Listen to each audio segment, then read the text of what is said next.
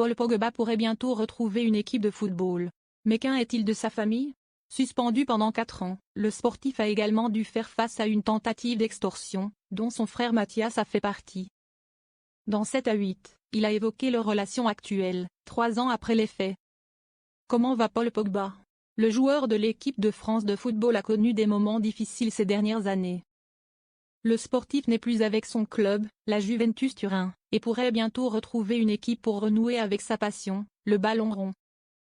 Mais le chemin a été long.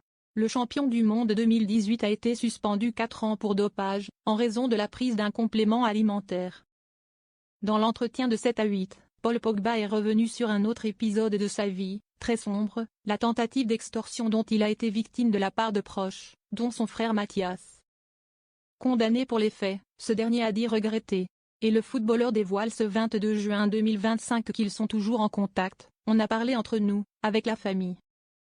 Le lien du sang, c'est le lien du sang. Il nuance toutefois, il y a une cicatrice bien sûr. Paul Pogba, ce regret vis-à-vis de son frère Mathias. Paul Pogba se dit humain et admet que maintenir sa relation avec son frère Mathias est difficile car il a été blessé. À 32 ans, celui qui a souffert d'une dépression se veut plus sobre et simple qu'avant. Il estime que sa famille avance et qu'il n'y a que le temps qui pourra leur donner des réponses. Mais comme l'avait dit sa mère en 2022, leur tribu reste unie.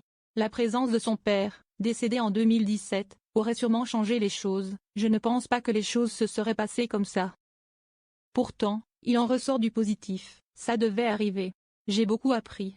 J'ai fait énormément le ménage autour de moi. Il se sent qui plus est beaucoup plus proche de sa famille, de ses enfants. Le futur nous le dira mais peut-être que c'était une bonne chose, conclut-il, apaisé. À l'époque, il avait tenté de régler le problème seul, n'en parlant à personne. Sa femme le sentait distant, se remémore-t-il.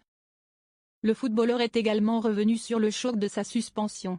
Il a immédiatement pensé que le foot était fini pour lui. Ça a été très dur. On m'a enlevé ça, j'étais pas prêt, se souvient-il. Installé dans une ville américaine très prisée des stars, le père de famille a dû quitter l'Italie.